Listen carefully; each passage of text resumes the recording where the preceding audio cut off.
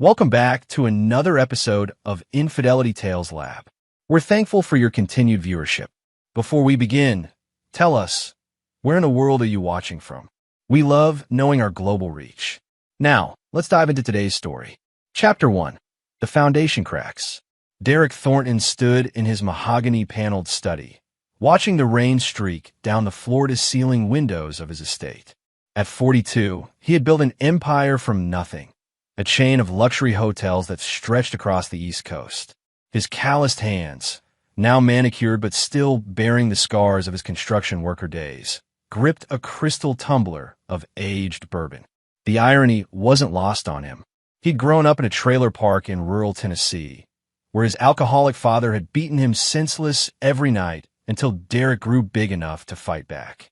At 16, he put his father in the hospital and never looked back. No family, no safety net, just raw determination and a promise to himself that he'd never be vulnerable again. That promise had served him well until he met Ashley Greenwood at a charity gala 7 years ago. She was everything he wasn't: old money, sophisticated, effortlessly elegant. Her family had owned textile mills for generations before selling to focus on philanthropy. Where Derek was sharp edges and controlled fury, Ashley was silken grace. "You're like a beautiful predator," she'd whispered to him on their third date, tracing the scar above his left eyebrow. All that danger wrapped in an expensive suit. He should have listened to the warning in her voice. Their marriage had been a merger of his new money and her established pedigree. Derek provided the financial empire. Ashley provided the social connections and respectability his business needed to break into the upper echelons of society. For 5 years, it worked perfectly. She played the devoted wife at board meetings and charity functions, while he built their wealth and power. Tyler, their son, had been the unexpected gift that made Derek believe in something beyond profit margins. The boy had Derek's sharp intelligence, but Ashley's natural charisma. At 13, Tyler could discuss business strategy with Derek's executives and charm Ashley's society friends with equal ease.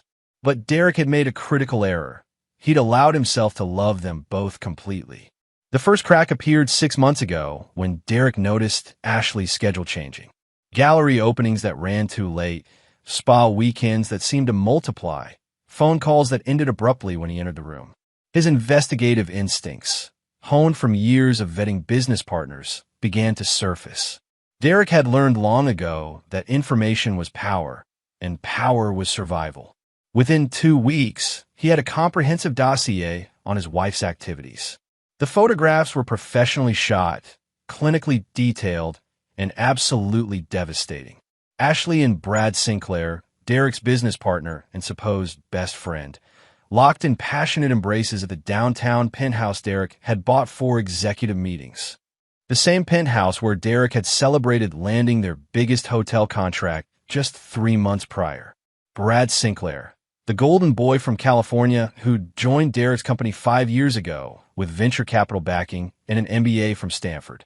Derek had seen potential in the younger man's aggressive sales tactics and had gradually given him more responsibility.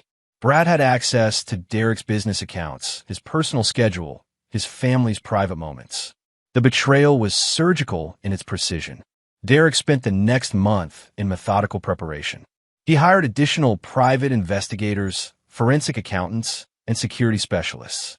What he discovered made his blood run cold with a fury he hadn't felt since putting his father down. Brad wasn't just sleeping with Ashley. He was systematically positioning himself to take over Derek's company.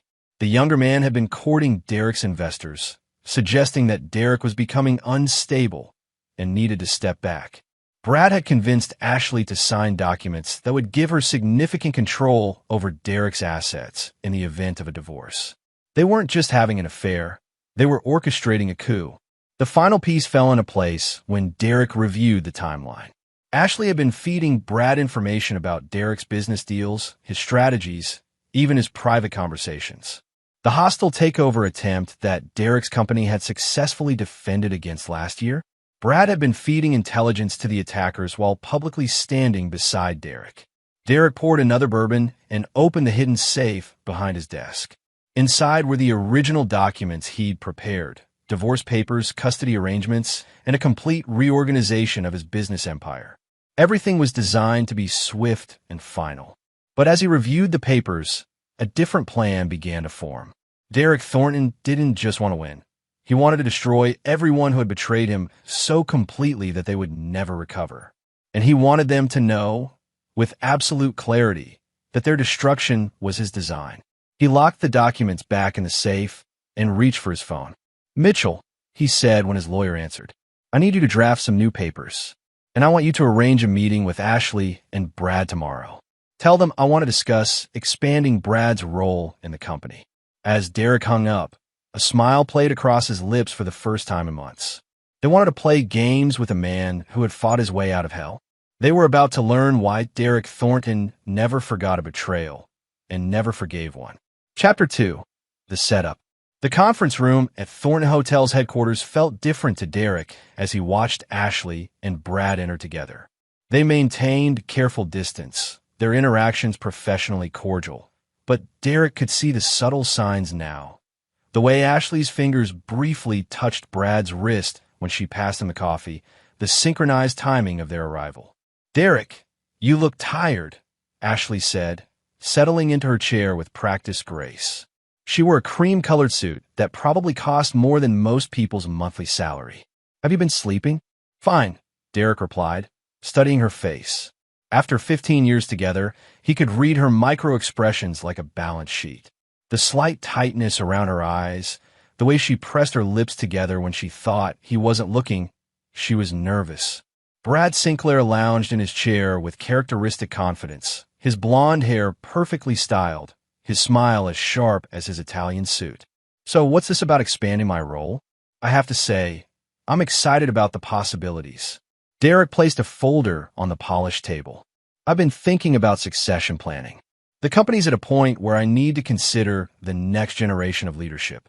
He watched Brad's pupils dilate slightly, a tell Derek had learned to spot in countless negotiations. The younger man was practically salivating. "I want to propose something unconventional," Derek continued. "Brad, you've proven yourself invaluable to this company. Your strategic thinking, your relationship-building skills." Derek paused, letting the word relationship hang in the air for just a moment longer than necessary. "I think you're ready for more responsibility." Ashley leaned forward. "What exactly are you proposing?" "I want to make Brad a full partner. 50-50 ownership of Thornton Hotels." The silence in the room was deafening. Derek could practically hear their hearts racing. Brad's mask slipped for just an instant, revealing naked ambition before he recovered. "Derek, that's incredibly generous. But are you sure? This company is your life's work." "I'm getting older," Derek said, allowing a hint of weariness to creep into his voice. "And I want to enjoy my family while I can. Tyler's growing up fast, and Ashley..." He reached across the table to squeeze his wife's hand. She didn't pull away, but her fingers were cold as ice. "I want to travel with my beautiful wife. See the world beyond balance sheets and board meetings." Ashley's smile was radiant and completely false.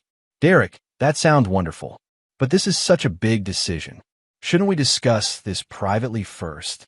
"Actually," Derek said, opening the folder, "I've already had the preliminary papers drawn up. Of course, there are conditions." Brad's eyes sharpened. "What kind of conditions?" Derek slid the documents across the table. "Standard partnership agreement. Brad would take over day-to-day operations immediately. I'd retain voting rights on major decisions for the first year, then gradually transfer full control. The only significant clause is the morality provision." "Morality provision?" Ashley asked, her voice carefully neutral. "If either partner engages in conduct that materially damages the company's reputation or violates the trust necessary for effective partnership." Derek paused, meeting Brad's eyes directly. "The other partner can terminate the agreement and buy out the offending party's shares at fair market value." Brad relaxed visibly. "That seems reasonable. What constitutes conduct that damages the company?" Derek's smile was cold. "Fraud, embezzlement, criminal activity, public scandal that affects our relationships with investors or clients. Anything that breaks the trust between partners." You could see Brad's mind working, calculating angles and risks. The younger man was probably thinking about his careful planning, how he'd avoided leaving paper trails, how he'd been discreet about the affair. "I'd like to review this with my attorney," Brad said finally. "Of course. Take all the time you need. But I'd like an answer by the end of the week." Derek stood, signaling the end of the meeting. "I'm hoping to make the announcement at the board meeting next month." As they gathered their things, Derek noticed Ashley and Brad carefully avoid looking at each other. Good. They were off balance, uncertain whether this was a trap or an unexpected gift. After they left, Derek made a phone call to his head of security, a former FBI agent named Rodriguez who'd helped Derek investigate the affair. "Rodriguez, I need you to increase surveillance on both targets. I want to know every conversation, every meeting, every breath they take over the next week." "Already on it, boss. They're going to slip up." Derek's second call was to his lawyer. "Mitchell, did you include the additional clause we discussed? The one about partnership dissolution in cases of adultery?" "Yes, though it's buried in subsection 7 of the morality provisions. They'll need to read very carefully to spot it." Derek's third call was to his private investigator. "I need you to prepare the comprehensive evidence package. Photos, videos, financial records, communication logs, everything. But I want to present it in a very specific way." As Derek hung up, he walked to his window overlooking the city skyline. Each building represented years of his blood, sweat, and calculated risks. He'd built this empire from nothing, and now two people he'd trusted most in the world thought they could steal it from him. They were about to learn that Derek Thornton's mercy was as non-existent as his forgiveness. In his desk drawer, Derek pulled out a small digital recorder. For the past month, he'd been having very interesting conversations with several of Brad's former business partners. It seemed Brad had a pattern of betraying trust, though he'd been more careful in previous situations. Derek wasn't interested in previous situations. He was interested in complete and total destruction. His phone buzzed with a text from Ashley, "Home late tonight. Board meeting prep with Brad." Derek typed back, "Of course, darling. Take all the time you need." Then he deleted the message and opened his laptop to review the final phases of his plan. They thought they were the hunters. They were about to discover they'd been the prey all along. Chapter 3. The Trap Springs. Derek stood in the shadows of the parking garage beneath Brad's downtown penthouse, watching as Ashley's silver Mercedes pulled into the reserved space next to Brad's black BMW. It was 8:47 p.m. on a Thursday, their regular meeting time, according to the surveillance reports. 3 months had passed since Derek's partnership offer, and Brad had signed the papers with barely contained excitement. The morality clause had been reviewed by Brad's attorney, who'd missed the adultery subsection entirely. Derek's legal team had crafted it perfectly, hidden in plain sight among standard partnership language. Now, Derek had legal grounds for what was coming next. He watched Ashley and Brad embrace passionately as they entered the building's private elevator. Rodriguez's voice crackled through Derek's earpiece. "Audio and video feeds are active. We have everything we need." Derek's jaw clenched as he thought about the past 3 months of watching his wife lie to his face every single day. She'd been especially affectionate lately, perhaps sensing that something was shifting, or perhaps she felt guilty about what she was planning. The guilt, Derek knew, was about to become irrelevant. His phone buzzed with a call from Mitchell, his lawyer. "Derek, the board meeting is set for tomorrow at 2 p.m. I've sent the agenda to all members. They think it's a routine, quarterly review." "Perfect. And Tyler? He'll be in school. Ashley won't be able to reach him until after everything's finished." Derek hung up and made his way to his car. Phase 1 was complete. He had legal grounds to destroy Brad financially. Phase 2 was about to begin. The next morning, Derek sat across from Ashley at breakfast, watching her scroll through her phone while picking at a croissant. Tyler had already left for school, complaining about a history test he'd forgotten to study for. "You seem distracted," Derek observed. Ashley looked up with a bright smile. "Just reviewing some charity committee notes. We're planning the annual gala, and there are so many details to coordinate." Derek nodded thoughtfully. "You work so hard for those charities. I hope they appreciate your dedication." "Of course they do." Ashley's phone buzzed, and Derek caught a glimpse of Brad's name on the screen before she casually flipped it face down. "Actually, I might need to attend a planning meeting tonight. It could run late. Another late meeting, Derek said mildly. You've had quite a few of those lately. For just a moment, Ashley's composure cracked. Derek saw something flicker across her face. Fear, perhaps, or calculation. Well, you know how these society ladies can be. Everything has to be perfect. Derek stood and kissed her forehead gently. I know, darling. I'll see you tonight. As he left for the office, Derek's mind was already 3 steps ahead. By tonight, Ashley would understand exactly how perfect his own planning had been. At 2 p.m. sharp, Derek entered the boardroom where Thornton Hotel's 5-member board of directors waited. These weren't ceremonial positions. Each member represented significant investment capital and had real power over the company's direction. Gentlemen, Derek began, taking his seat at the head of the table. Thank you for attending on short notice. I have some urgent matters to discuss regarding Brad Sinclair's partnership agreement. Board member Harrison Webb, a silver-haired former banking executive, frowned. I thought that partnership was already finalized. It was. However, new information has come to light that triggers the morality clause in our agreement. Derek activated the wall-mounted screen and began his presentation. The first image was a high-resolution photograph of Brad and Ashley entering the downtown penthouse together. 3 months ago, I offered Brad Sinclair a 50-50 partnership in this company. As part of that agreement, he accepted certain behavioral standards designed to protect our company's reputation and the trust necessary for effective partnership. The next slide showed financial records. These documents prove that Mr. Sinclair has been systematically sharing confidential business information with his personal associates, including details about our expansion plans and investor relationships. Derek's voice remained calm and professional as he continued. Furthermore, Mr. Sinclair has been conducting an intimate relationship with my wife, Ashley Thornton, in a property owned by this company, during company time, while using company resources to coordinate their meetings. The room fell silent.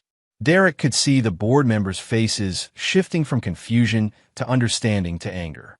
The evidence is comprehensive, Derek continued, advancing through slides of photographs, phone records, and financial documentation. Mr. Sinclair has violated both the specific terms of our partnership agreement and the fundamental trust that our business relationships require. Webb leaned forward. Derek, this is devastating. What are you proposing? I'm invoking the immediate termination clause of our partnership agreement. As of this moment, Brad Sinclair is no longer a partner in Thornton Hotels. Security is currently removing him from the building and revoking all his access credentials. Derek's phone buzzed with a text from Rodriguez. Package delivered. Target is in the lobby demanding to see you. Gentlemen, Mr. Sinclair is about to demand access to this meeting. I suggest we adjourn so you can review the complete evidence package individually. I'll be available for questions once you've had time to process this information. As the board members filed out in stunned silence, Derek remained seated, savoring the moment. Through the building security cameras, he could see Brad Sinclair in the lobby, his face red with fury, arguing with security guards who were politely but firmly denying him access. Derek's intercom buzzed. Mr. Thornton, there's a Brad Sinclair here demanding to see you. Tell Mr. Sinclair that all future communications should go through his attorney. He no longer has any business relationship with this company. Derek gathered his papers and walked to the elevator. As the doors closed, he could hear Brad shouting his name from the lobby. Phase 2 was complete. Brad Sinclair had just lost his partnership, his income, and his future in a single afternoon. But Derek wasn't finished. Phase 3 would destroy them both in ways they couldn't imagine. And Phase 4, well, that would have to wait 8 years for Tyler to make his move. Derek smiled as the elevator carried him toward the final act of his carefully orchestrated revenge. Chapter 4. The Exile. 8 years had passed since Derek Thornton had systematically destroyed Brad Sinclair's life and driven Ashley into exile. Now 50, Derek sat in his expanded study, reviewing quarterly reports from his hotel empire that had tripled in size during those years. The walls displayed photos from his business achievements, but notably absent were any family pictures. The divorce had been swift and brutal. Ashley had tried to fight for custody of Tyler, but Derek's evidence of her adultery and abandonment of her maternal duties had been overwhelming. The judge had been particularly unimpressed with the revelation that Ashley had been planning to relocate to California with Brad, effectively removing Tyler from his father's life without consent. Tyler, who had been 14 at the time, had chosen his side immediately and definitively. "Dad," he'd said the night Derek had shown him the evidence, "I already knew. I saw them together months ago, but I didn't know how to tell you." That conversation had been one of Derek's few moments of genuine emotion during the entire ordeal. His son had been protecting him, carrying the burden of knowledge that would have destroyed most teenagers. But Tyler wasn't most teenagers. He was Derek's son. Derek's private investigator had tracked Ashley and Brad to San Diego, where they'd attempted to start a boutique consulting firm. Within 6 months, Derek had ensured that every major client they'd approached received detailed information about Brad's history of business betrayal and Ashley's marital infidelity. Their fledgling business had collapsed before it truly began. Brad had found work as a mid-level sales manager for a competing hotel chain, while Ashley had taken a position with a local charity organization. Derek's long reach in the hospitality industry had ensured that Brad's advancement opportunities remained permanently limited. As for Ashley, Derek's connections in the philanthropy world had made her persona non grata at any organization with serious funding. They weren't destitute, but they were exactly what Derek had intended them to become: irrelevant. Derek's phone interrupted his thoughts. The caller ID showed Tyler's number, which was unusual since his son typically texted unless something was urgent. "Tyler, Dad, we need to talk. I'm coming over." The line went dead before Derek could respond. He glanced at his watch, 9:30 p.m. Tyler, now 22 and completing his MBA at Wharton, rarely made unscheduled visits during the semester. 20 minutes later, Tyler entered the study without knocking, a privilege only he held in Derek's carefully controlled world. But something was different about his son's demeanor. The confident young man who'd been Derek's closest ally for 8 years looked nervous, almost guilty. "What's wrong?" Derek asked directly. Tyler sat down heavily in the leather chair across from Derek's desk. "I've been in contact with Mom." The words hit Derek like a physical blow. His expression didn't change, but his grip tightened on his bourbon glass. "For how long?" 6 months. Tyler's voice was steady, but Derek could see the tension in his shoulders. "She reached out when I turned 22. Said she wanted to explain her side of what happened." Derek set down his glass with deliberate care. "And what did she explain?" "She told me about Brad, about the affair. She doesn't deny any of that." Tyler leaned forward, his blue eyes, Ashley's eyes, meeting Derek's. "But she also told me about you, about the things you did after the divorce.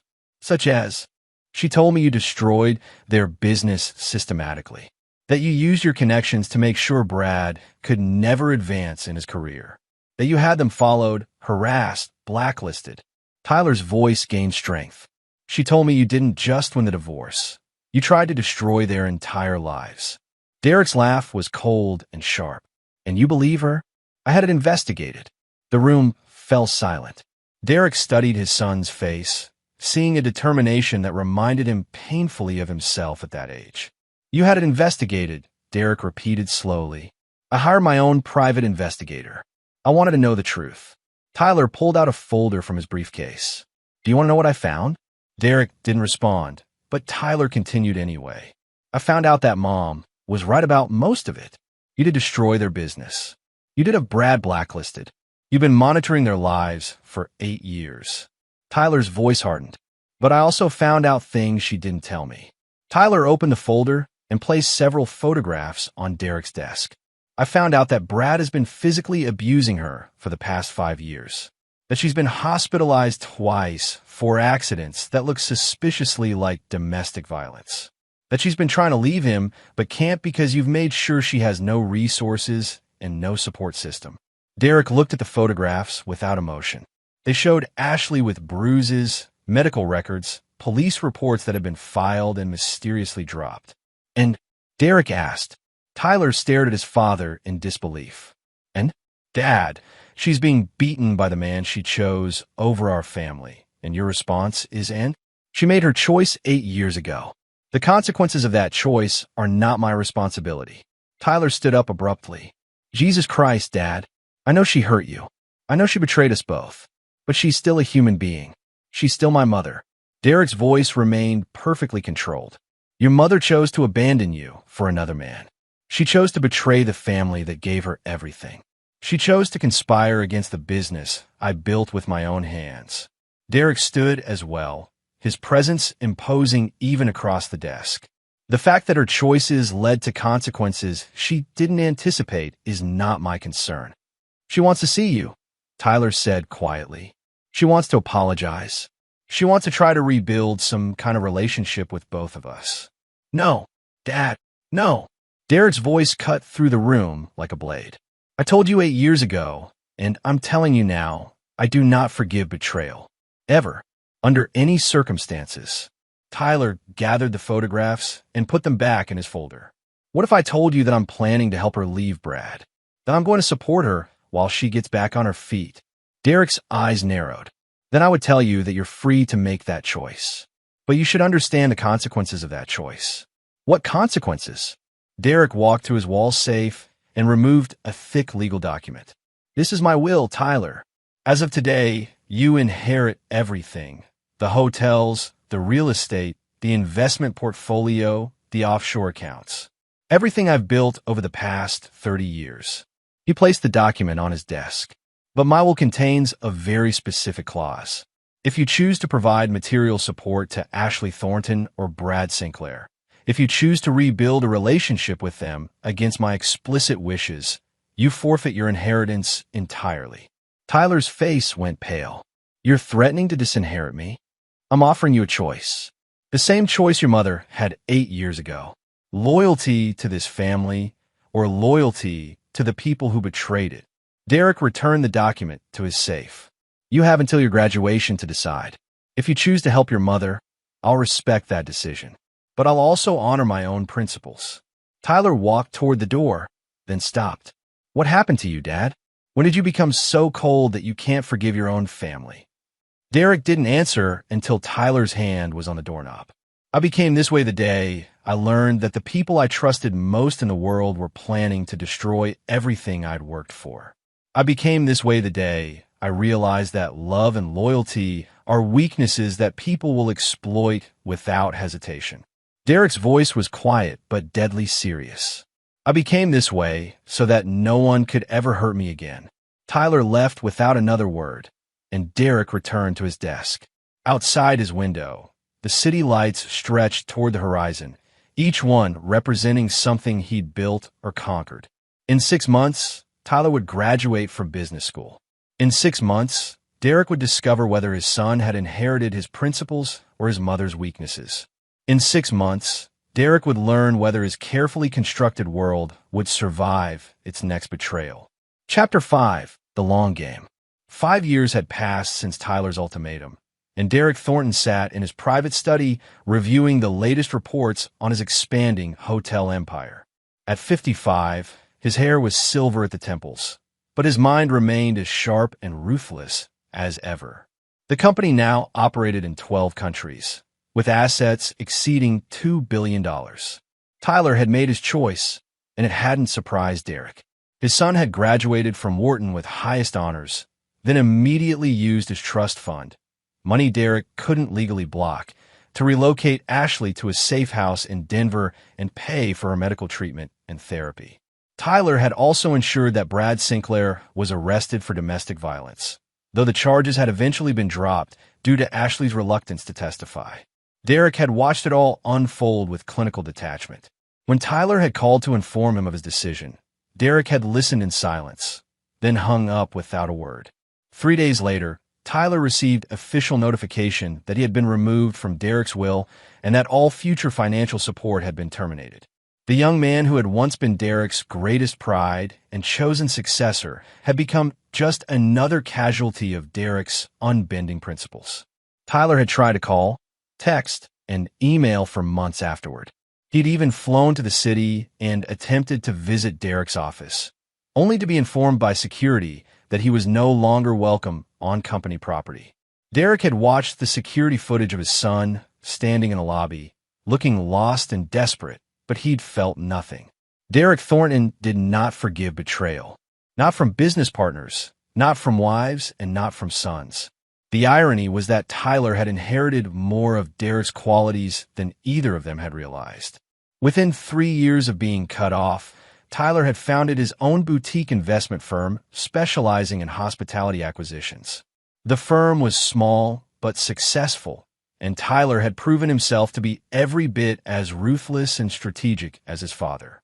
Derek knew this because he'd been monitoring Tyler's progress through third-party sources. Not out of paternal pride or concern, but because Derek monitored all potential business threats. And Tyler was definitely becoming a threat. Derek's intercom buzzed. "Mr. Thornton, there's a Mitchell Hayes on line 1. He says it's urgent." Derek frowned. Mitchell had been his personal attorney for 15 years, handling everything from corporate law to his divorce. Urgent calls at 8 p.m. were unusual. "Derek." Mitchell's voice sounded strained when Derek picked up. "We have a problem. Tyler just filed a lawsuit against you."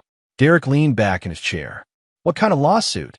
"He's claiming that you used undue influence to coerce him into signing away his inheritance rights. He's arguing that the ultimatum you gave him constituted emotional duress and that the disinheritance is legally invalid." Derek's laugh was cold. "He signed those papers voluntarily. We have witnesses. It's more complicated than that. Tyler's legal team has assembled a very sophisticated argument about parental manipulation and psychological coercion. They're claiming that your pattern of controlling behavior throughout his childhood created a power dynamic that made true consent impossible." Derek stood and walked to his window. "What are they asking for?" "Complete restoration of his inheritance rights, plus damages for 8 years of financial hardship and emotional distress." "Derek, if they win, they could claim everything: the hotels, the real estate, the offshore accounts." "Who's representing him?" "That's the other problem. He's hired Lawson and Associates." Derek's jaw tightened. Lawson and Associates was one of the most prestigious family law firms in the country, specializing in complex inheritance disputes. They were expensive, highly skilled, and had a reputation for taking on cases they believed they could win. How is he affording Lawson and Associates? Mitchell's pause was telling. "Derek, there's something else. Tyler isn't just suing for his inheritance. He's also filed a motion for immediate access to your financial records, claiming he needs them to prove the extent of his damages." Derek's mind began working through the implications. Tyler wasn't just trying to reclaim his inheritance. He was trying to gain access to Derek's complete financial structure. The offshore accounts, the shell companies, the complex web of holdings that Derek had spent decades constructing. "He's planning a takeover," Derek said quietly. "That's what I'm afraid of. If he gets access to your financial records and wins the inheritance case, he could effectively control your entire empire." Derek set down the phone and walked to his safe. Inside were documents he'd hoped never to use, contingency plans he developed over the years for various worst-case scenarios. One folder was labeled simply Tyler. Derek had always known this day might come. Tyler was his son, after all, and Derek had trained him too well to expect simple acceptance of defeat. But Derek had been planning for this possibility for 8 years. He pulled out his phone and dialed a number he'd memorized but never used. "Rodriguez, I need you to activate Protocol 7. "Are you sure, boss?" "Protocol 7 is pretty extreme." Derek looked out at the city lights that represented his empire. "Tyler wants to play with the big boys. It's time he learned what that really means." Derek hung up and opened his laptop. There were phone calls to make, documents to transfer, and accounts to relocate. Tyler thought he was launching a surprise attack, but he was about to discover that Derek Thornton had been preparing for war since the day his son chose betrayal over loyalty. As Derek began typing, his phone buzzed with a text message from an unknown number. "Dad, I'm sorry it's come to this, but you left me no choice. I'll see you in court. Tyler." Derek stared at the message for a long moment, then deleted it without responding. Tomorrow, Tyler would discover that declaring war on Derek Thornton was very different from surviving it. The long game Derek had been playing was about to reach its conclusion, and Tyler was about to learn why his father had never lost a fight that truly mattered. Chapter 6. The Counterstrike. Derek Thornton stood in the conference room of his corporate headquarters at 6 a.m., reviewing the overnight reports from his legal team. 3 weeks had passed since Tyler's lawsuit had been filed, and Derek's counter-strategy was now ready for implementation. The room's mahogany table was covered with documents, financial records, and legal briefs. Derek's team consisted of 5 attorneys from different firms, 2 forensic accountants, and his head of security. Each had been working around the clock to prepare what Derek privately called the education of Tyler Thornton. Status report, Derek said without preamble. His lead attorney, Patricia Morrison from Blackstone & Associates, spoke first. Tyler's legal team has filed motions for discovery on all your financial holdings. They want complete access to your business records, personal accounts, and offshore holdings going back 20 years. Derek nodded. Expected. What's our response? We're filing counter motions claiming attorney-client privilege on business communications, and we're arguing that Tyler's claims of emotional distress are fabricated. But Derek, they have a strong case on the undue influence angle. Derek's forensic accountant, a former IRS investigator named Shun, spoke next. Tyler's funding for this lawsuit is interesting. He's not just using his investment firm's resources. Someone else is backing this play. Who? Chun slid a folder across the table. We traced the payments to Lawson and Associates back to their source. Tyler's being funded by a consortium of investors who specialize in hostile takeovers of family businesses. They're betting that if Tyler wins, they can force you to sell company assets to pay the judgment. Derek's smile was predatory. So Tyler isn't just trying to reclaim his inheritance. He's trying to destroy the company entirely. It appears so. If they win and the judgment is large enough, you'd be forced to liquidate significant assets to pay it. Tyler's investors would then have opportunities to purchase those assets at below-market prices. Derek turned to Rodriguez, his security chief. Protocol 7 status? Fully operational. We've documented Tyler's association with the investment consortium, and we've traced their funding sources back to some very interesting places. Rodriguez placed a thick folder on the table. Derek, Tyler's investors aren't just vulture capitalists. 2 of them have connections to organized crime families in Las Vegas and Miami. They specialize in using legal pressure to force business owners into situations where they have to sell to criminal enterprises for laundering purposes. The room fell silent. Derek's expression didn't change, but everyone present understood the implications. Tyler doesn't know about the criminal connections, Rodriguez continued. Our surveillance suggests he believes he's working with legitimate investors. But if this lawsuit succeeds, he'll be handing your empire over to people who will use it for money laundering and other illegal activities. Derek walked to the window overlooking the city. How long before Tyler discovers what he's gotten himself into? Based on our projections, about 6 months. Once the investors realize they can't control you through legal means, they'll start pressuring Tyler to take more aggressive actions. When Tyler refuses, they'll either cut him loose or... Rodriguez didn't finish the sentence. Or they'll eliminate him as a liability, Derek said quietly. Patricia Morrison leaned forward. Derek, we need to discuss strategy. Do you want to warn Tyler about what he's gotten himself into? Derek's laugh was cold. Tyler made his choice 8 years ago when he chose to support his mother over his family. He made another choice 3 weeks ago when he decided to sue me. Now he's made a third choice by accepting money from criminals to fund his attack on everything I've built. Derek turned back to face the room. Tyler is a grown man who believes he's smarter than everyone around him. He's about to learn the consequences of that arrogance. What are your instructions? Patricia asked. Derek returned to his seat at the head of the table. We're going to give Tyler exactly what he's asking for. We'll provide complete financial disclosure as requested. We'll cooperate fully with discovery. We'll make this the most transparent legal proceeding in corporate history. The attorneys exchanged confused glances. Chin was the first to speak. Derek, if you provide complete disclosure, Tyler will be able to see your entire financial structure. That will give him enormous leverage. Exactly. Derek's smile was deadly. Tyler wants to know how my empire works? I'm going to show him. Every account, every investment, every transaction.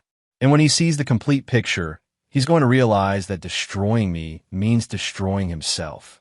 Derek stood and walked to his personal safe, removing a document folder he'd been preparing for years. Gentlemen, Tyler believes he's inherited my strategic mind, but not my principles. He thinks he can outmaneuver me, using my own lessons against me. Derek placed the folder on the table. He's about to discover that every lesson I taught him was designed with this moment in mind. Derek opened the folder to reveal a complex organizational chart showing the true structure of his business empire. What Tyler didn't know, what no one except Derek and his most trusted advisors knew, was that Tyler had never actually been removed from Derek's inheritance. He'd been moved. For the past 8 years, Derek explained, I've been transferring assets into irrevocable trusts that name Tyler as the ultimate beneficiary. Not Tyler the son, but Tyler the business entity. Every major acquisition, every profitable venture, every growth opportunity has been structured so that Tyler will inherit it automatically upon my death. The room was silent as the implications sank in. Tyler's lawsuit, if successful, won't give him control of my empire, Derek continued. It will trigger clauses in dozens of trust agreements that will immediately transfer ownership to him, whether he wants it or not. And because of his association with criminal investors, Tyler will find himself personally liable for any illegal activities those investors attempt to conduct using my assets. Patricia Morrison stared at the documents in amazement. Derek, this is incredible. You've been planning Tyler's inheritance for 8 years while simultaneously punishing him for betraying you. I've been preparing Tyler to inherit an empire, Derek corrected. But I've also been ensuring that he can only inherit it on my terms, with my principles, and with complete understanding of what it means to be Derek Thornton's son. Derek gathered the documents and returned them to his safe. Tyler wants a war? He can have one. But he's about to learn that in any war with Derek Thornton, the only way to win is to become Derek Thornton. As the meeting adjourned, Derek remained alone in the conference room, looking out at the city his empire dominated. In 6 months, Tyler would realize that his lawsuit had been a trap designed to force him back into Derek's world. And by then, it would be too late for Tyler to escape the destiny Derek had been constructing for him since the day he chose betrayal over loyalty. Derek Thornton's son was about to learn that some inheritances came with a price that couldn't be refused. Chapter 7. The Inheritance Trap. Derek Thornton sat in his study at 3 a.m., reading the final reports from his legal team. The lawsuit had been proceeding for 6 months, and Tyler's discovery requests had been granted by the court. Tomorrow, Derek would be required to provide complete financial disclosure of his empire. Every account, every holding, every carefully constructed layer of his business structure. Tyler had no idea he was about to walk into the most elegant trap Derek had ever constructed. Derek's phone buzzed with a secure message from Rodriguez. Target has discovered investor connections. Meeting scheduled for tomorrow morning before court. Derek smiled coldly. Tyler had finally realized what kind of people were funding his lawsuit. The young man who thought he could outmaneuver his father was about to learn that Derek had been orchestrating every move of this chess game from the beginning. At 8 a.m., Derek arrived at the courthouse for what would be the final phase of Tyler's legal education. He wore his most expensive suit and carried a briefcase containing documents that would change both their lives forever. Tyler was already in the courtroom with his legal team, and Derek could see the strain on his son's face. The confident young man who had filed this lawsuit 6 months ago looked older, more desperate, and finally beginning to understand the forces he'd unleashed. Judge Catherine Walsh called the proceedings to order. Mr. Thornton, the court has ordered you to provide complete financial disclosure. Are you prepared to comply? Derek stood. Yes, Your Honor. In fact, I'm prepared to exceed the court's requirements. He opened his briefcase and removed a thick binder. Your Honor, this document contains not only my complete financial holdings, but also the legal structures I've established over the past 8 years to ensure the proper succession of my business empire. Tyler's lead attorney looked confused. Your Honor, we weren't seeking information about succession planning. Nevertheless, Derek said, I believe it's relevant to my son's claims about his inheritance rights. Derek handed copies of the document to Tyler's legal team and began his testimony. Your Honor, 8 years ago, my son Tyler made certain choices that led me to remove him from my will. However, what Tyler doesn't understand is that I never actually disinherited him. Tyler's head snapped up, his eyes wide with confusion. Derek continued. Instead, I restructured my entire empire to ensure that Tyler would inherit everything, but only under specific circumstances that would guarantee he understood the full responsibilities of that inheritance. Derek's attorney, Patricia Morrison, stood. Your Honor, Mr. Thornton would like to present Exhibit A, the Thornton Family Trust Network. The court clerk distributed copies of a complex organizational chart that showed the true structure of Derek's business empire. What everyone saw was a web of trusts, holding companies, and subsidiaries that defied easy comprehension. Over the past 8 years, Derek explained, I have transferred approximately 90% of my assets into a network of irrevocable trusts. These trusts are structured so that Tyler Thornton automatically becomes the beneficiary and controlling trustee under 2 specific conditions. Derek's voice remained calm and professional as he delivered the killing blow. First, if Tyler initiates legal action to claim his inheritance, which he has done through this lawsuit. Second, if Tyler demonstrates his willingness to ally himself with criminal enterprises to achieve his goals, which he has done by accepting funding from investors with documented connections to organized crime. The courtroom erupted. Tyler's attorneys were frantically flipping through documents, trying to understand what Derek had just revealed. Tyler himself looked like he'd been physically struck. Judge Walsh banged her gavel. Order. Mr. Thornton, are you claiming that this lawsuit has triggered automatic inheritance provisions? Yes, Your Honor. As of this morning, Tyler Thornton legally owns controlling interests in Thornton Hotels, Thornton Real Estate Holdings, Thornton Investment Group, and 17 subsidiary companies. The total value of these assets is approximately $2 billion. Derek turned to look directly at Tyler. However, there are certain conditions attached to this inheritance that Tyler needs to understand. Patricia Morrison handed Derek another document. Your Honor, the trust agreements contain specific provisions regarding criminal liability and business practices. Derek's voice took on a harder edge. Because Tyler has accepted funding from investors with criminal connections, he is now personally liable for any illegal activities those investors attempt to conduct using assets Tyler now controls. Furthermore, the trust agreements require Tyler to immediately terminate all relationships with these investors and assume full personal responsibility for the empire he now owns. Tyler finally found his voice. What were you saying? Derek's smile was cold and triumphant. I'm saying you've gotten exactly what you wanted, Tyler. You now own everything I've built, but you own it under my terms, according to my principles, and with full understanding of what it means to be Derek Thornton's successor. Derek stood and walked toward Tyler's table. You wanted to destroy me to claim your inheritance? Congratulations. You've just inherited the responsibility of protecting $2 billion in assets from the criminals you brought into our lives. Tyler's lead attorney stood. Your Honor, this is clearly some kind of manipulation. Actually, Judge Walsh interrupted, having reviewed the trust documents. This appears to be entirely legal. Mr. Thornton has created a complex but valid succession structure that automatically transfers ownership based on specific triggering events. Derek returned to his seat. Tyler, your criminal investors expect their return on investment. They've funded your lawsuit with the expectation that you would either gain control of my assets or force me to liquidate them. Now that you control those assets, they're going to expect you to deliver on their investment. Derek's voice dropped to barely above a whisper.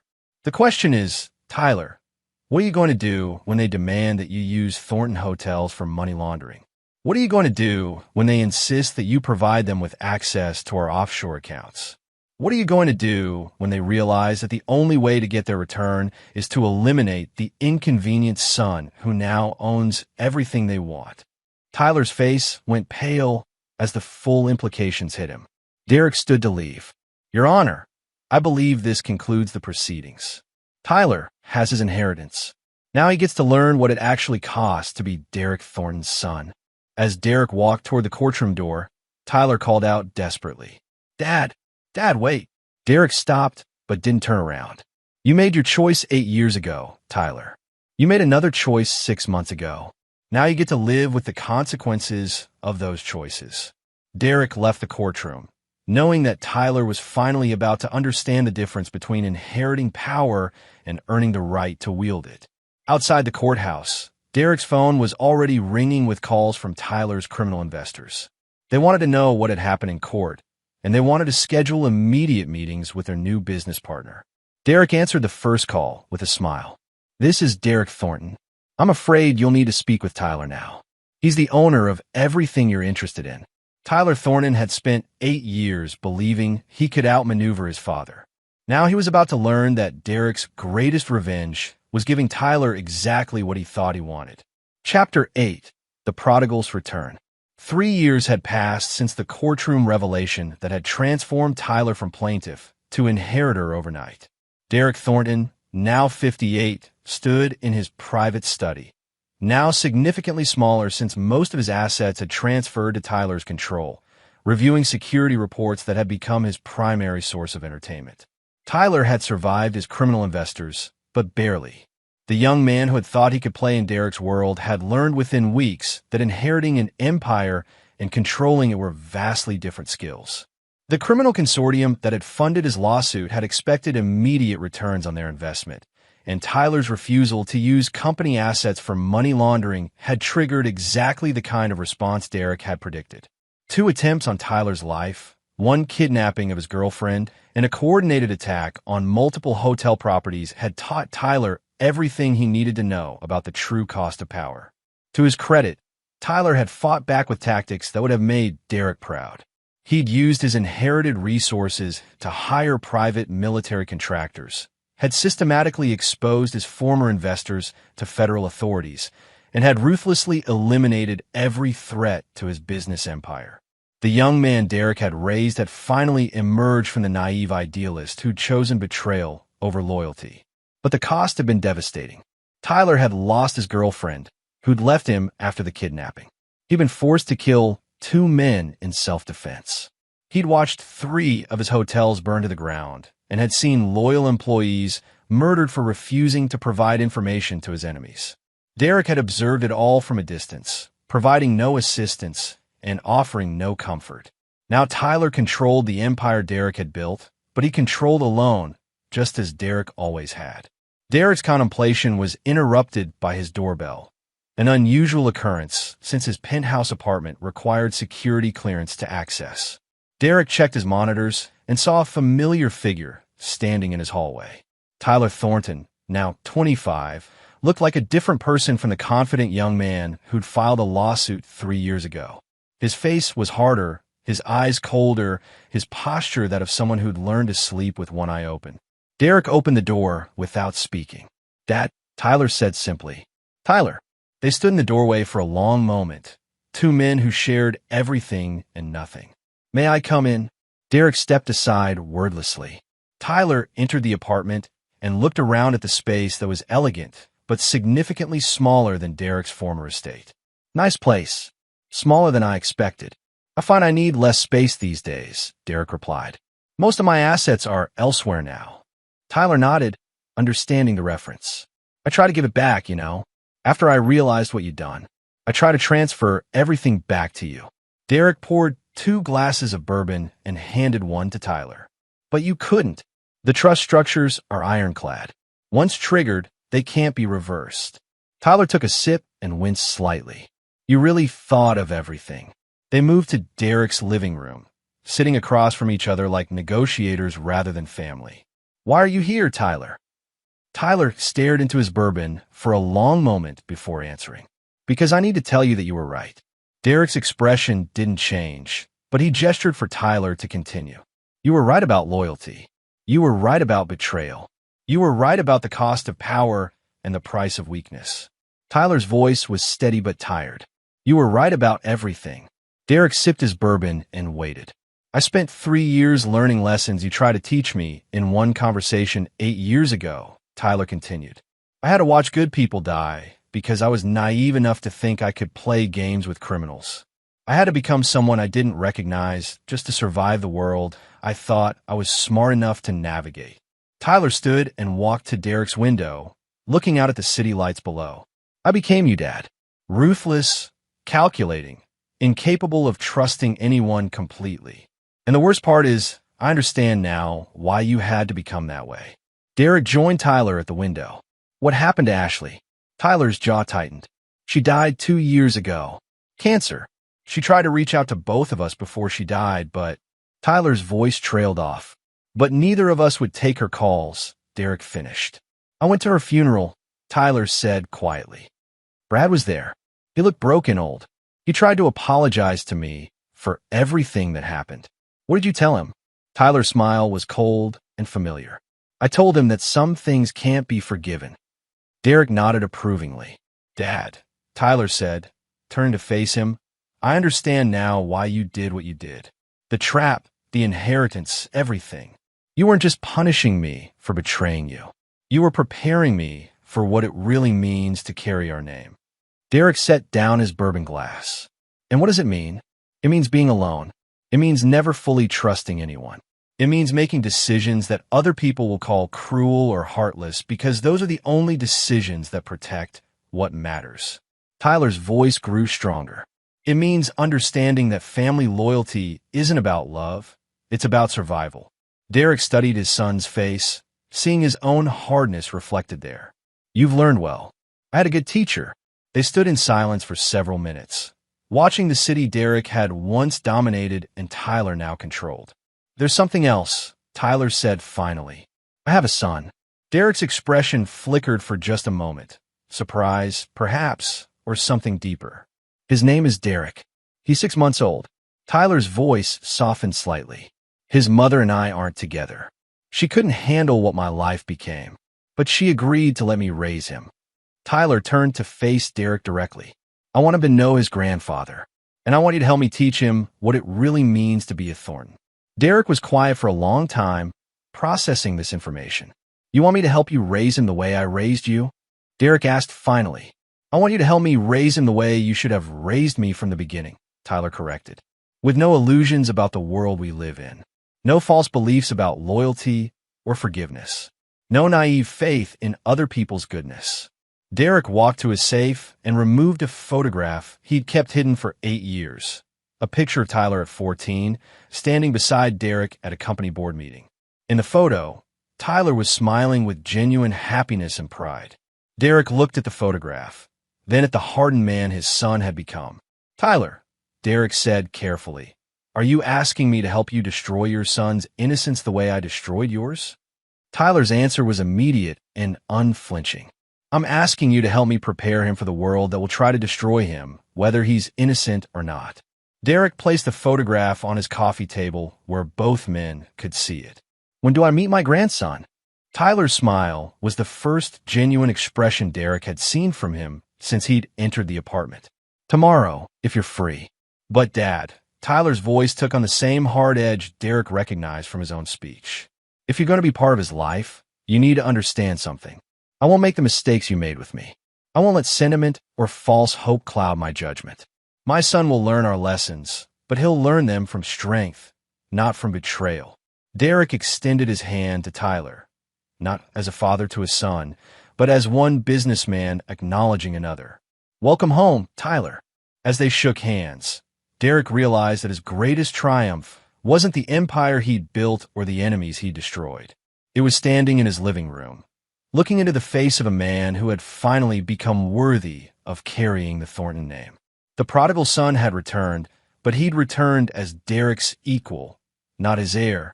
And tomorrow, Derek would meet the next generation of Thornton men, a grandson who would learn from both their mistakes and their victories. The cycle was beginning again, but this time, they would build it together. Chapter 9, Blood and Legacy. Derek Thornton stood in the nursery of Tyler's penthouse apartment, holding 6-month-old Derek Thornton III. A child who would grow up knowing truths that had taken his father and grandfather decades to learn through pain and betrayal. The baby had Derek's dark hair and Tyler's blue eyes, and when he gripped Derek's finger with surprising strength, The old man felt something he'd thought was permanently dead inside him. Hope for the future rather than merely satisfaction with the past. He's strong, Derek observed, watching his grandson's alert gaze track movements around the room. He'll need to be, Tyler replied, reviewing documents at a nearby desk. Even in his son's nursery, Tyler maintained the hypervigilance that had kept him alive through 3 years of corporate warfare. Derek had spent the past 6 months rebuilding his relationship with Tyler, but it wasn't the warm reconciliation that Ashley might have hoped for years ago. Instead, it was a partnership between two men who understood power, respected ruthlessness, and shared an uncompromising view of human nature. Tyler had proven himself worthy of Derek's teachings by surviving every trial Derek had engineered for him. The criminal investors, the attempts on his life, the systematic destruction of everything he'd once believed about trust and loyalty. Tyler had emerged from it all as hard and unforgiving as Derek himself. More importantly, Tyler had learned to see Derek's original betrayal not as cruelty, but as preparation for a world that showed no mercy to the weak. Derek's reflection was interrupted by the sound of his secure phone ringing. Only 3 people had that number: Tyler, Rodriguez, and his lawyer. Rodriguez here, boss. We have a problem. Derek stepped out of the nursery to take the call privately. What kind of problem? Brad Sinclair is dead. Apparent suicide, but the circumstances are suspicious. Derek felt a cold satisfaction settle over him. Details. Found in his apartment this morning with a note confessing to the embezzlement of several $1 million from his current employer. But Derek, the embezzlement was discovered only yesterday, and the amount missing is exactly equal to the debt he owed to some very unfriendly people. Derek understood immediately. Someone staged this to make his death look like guilt-driven suicide rather than murder. That's what I'm thinking. And Derek, there's something else. Before he died, Brad tried to contact Tyler, left several voicemails about wanting to make things right and reveal the truth about what really happened. Derek's mind began calculating possibilities. What truth? Unknown. But Derek, if Brad had information that could have changed the narrative about what happened 8 years ago. It doesn't matter, Derek interrupted. Brad is dead. Ashley is dead. And Tyler has learned everything he needs to know about the cost of betrayal. Derek hung up and returned to the nursery, where Tyler was now holding his son. Bad news? Tyler asked, having obviously heard Derek's tone during the phone call. Brad Sinclair is dead. Apparent suicide. Tyler's expression didn't change. Good. Derek studied his son's face, looking for any trace of remorse or uncertainty. He found none. Tyler, don't you want to know why he died or what he might have wanted to tell you? Tyler looked up from his son to meet Derek's eyes. Dad, 8 years ago, Brad Sinclair chose to betray the man who trusted him most in the world. 3 years ago, he sat at my mother's funeral and tried to apologize for destroying our family. Last week, he apparently tried to contact me about making things right. Tyler's voice was completely calm. I don't care why he's dead. I don't care what secrets he took with him. I don't care what version of the truth he wanted to reveal. Brad Sinclair ceased to matter the moment he chose betrayal over loyalty. Derek nodded approvingly. And if you discovered that I had arranged his death? Tyler's smile was cold and familiar. Then I would congratulate you on finally closing a chapter that should have ended years ago. Derek reached into his jacket and pulled out a small digital recorder. As it happens, I didn't arrange Brad's death, but I did arrange for this. He pressed play, and Brad Sinclair's voice filled the room, a recording from the night before his death. Tyler, I know you won't take my calls, but I need you to know the truth about your father. Derek Thornton is the most dangerous man I've ever known, and I'm not talking about business. I'm talking about what he did to your mother, what he did to me, and what he's probably planning to do to you. Tyler's expression remained unchanged as Brad's voice continued. Your father didn't just destroy our business. He systematically ruined every aspect of our lives for 8 years. He had us followed, harassed, blacklisted from everything. But worse than that, Tyler, he manipulated you. The whole inheritance trap, the criminal investors, everything that happened to you. Derek orchestrated all of it to force you back under his control. Derek watched Tyler's face carefully as Brad's recorded voice delivered his final accusation. Your father didn't just want revenge for our betrayal, Tyler. He wanted to prove that he could break you down and rebuild you in his image. Every lesson you learned, every hardship you endured, every person you lost, it was all part of Derek's design to create a successor who would be as ruthless and unforgiving as he is. The recording ended with Brad's voice breaking. I'm leaving town tomorrow. If something happens to me, if I disappear or die under suspicious circumstances, you'll know that Derek Thornton has finally eliminated the last witness to what he really is. Derek turned off the recorder and waited for Tyler's response. Tyler looked down at his son, then back at Derek. Is it true? Which part? All of it. Did you orchestrate everything that happened to me over the past 3 years? Derek's answer was immediate and unflinching. Yes. Tyler was quiet for a long moment, processing this confirmation of Brad's accusations. The criminal investors, the attempts on my life, everything I suffered, you planned it all? I created the conditions that made it inevitable, Derek corrected. You chose to file the lawsuit. You chose to accept money from criminals. You chose to fight rather than surrender. I simply ensured that you would face the full consequences of those choices.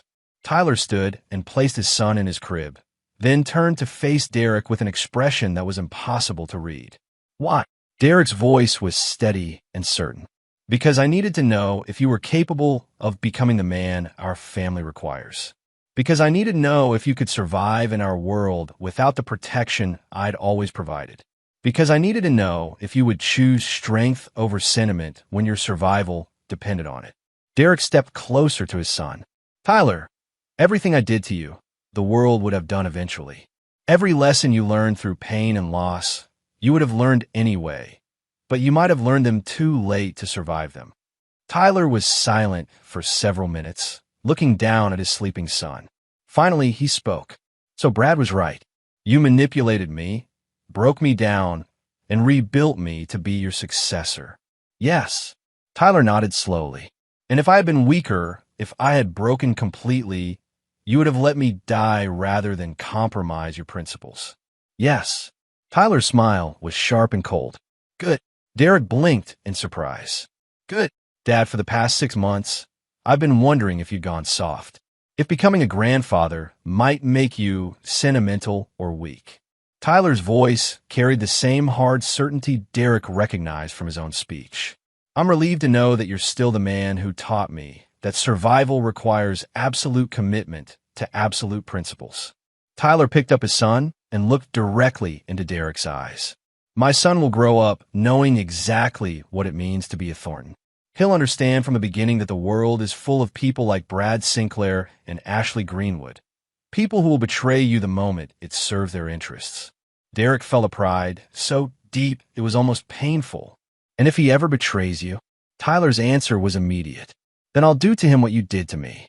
I'll break him down and rebuild him, or I'll cut him loose entirely. Derek extended his hand to Tyler for the second time in 6 months, but this time it felt different. This wasn't reconciliation between father and son. It was recognition between equals. Welcome to the family business, Tyler. As they shook hands, Derek realized that his greatest victory wasn't the empire he'd built or the enemies he'd destroyed. It was standing in his grandson's nursery, looking at a man who had been forged by betrayal and hardship into someone worthy of carrying their name into the future. The Thornton legacy would continue, but it would continue with no illusions about love, loyalty, or forgiveness. It would continue with absolute clarity about what it took to survive in a world that showed no mercy to the weak. Derek looked down at his sleeping grandson and smiled. The boy would grow up knowing truths that most people never learned. That trust was earned through strength, that loyalty was maintained through fear, and that forgiveness was a luxury that could cost everything. In 18 years, when Derek Thornton III came of age, he would inherit an empire built on uncompromising principles and maintained through ruthless commitment to those principles. And if he ever chose betrayal over loyalty, he would discover that his father and grandfather had taught him everything he needed to know about the consequences of that choice. The cycle was complete. The prodigal son had returned as the avenging father, and the next generation was already being prepared for their role in the family business. Derek Thornton had won every war that mattered, and now his victory would echo through generations of men who understood that in the Thornton family, forgiveness was not an option. It was a weakness that could destroy everything they'd built. As Derek left Tyler's apartment that evening, his phone buzzed with a text from his son. "Dad, I found Brad's note." He claimed he had evidence that could expose the truth about what happened 8 years ago. "Should I be concerned?" Derek typed back. "The only truth that matters is that we survived and they didn't. Delete the note and forget Brad Sinclair ever existed." Tyler's response was immediate. "Already done. See you tomorrow for dinner." Derek smiled as he walked to his car. Tyler had truly learned everything Derek had tried to teach him. The Thornton legacy was secure for another generation. And somewhere in the city, anyone who had ever considered betraying the Thornton family could rest assured that the consequences would be swift, final, and absolutely unforgiving. Derek Thornton's war was over, but his victory would last forever. And there you have it. Another story comes to an end. What did you think? I'd love to hear your thoughts in the comments below. If you enjoy this story, consider joining our community by subscribing. It means the world to us. For more stories like this one, check out the recommended videos on screen, and I'll see you there.